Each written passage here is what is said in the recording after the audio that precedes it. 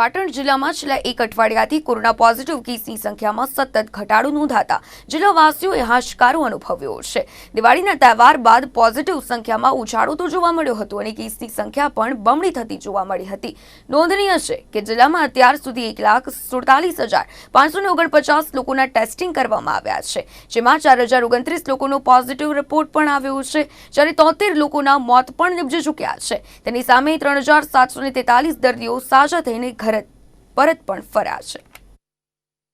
જિલ્લામાં છેલ્લા 12 મહિનાથી કોરોનાએ જે માથું ઉચક્યું અને ત્યારબાદ એક પછી એક કેસીસ પોઝિટિવ દર્દીઓના સામે આવ્યા, તેને લઈને હાહાકાર મચી ગયો હતો। પરંતુ છેલ્લા કેટલાક દિવસથી પાટણ જિલ્લામાં કહી શકાય કે કોરોના પોઝિટિવ દર્દીની સંખ્યામાં સતત ઘટાડો નોંધાઈ રહ્યો છે।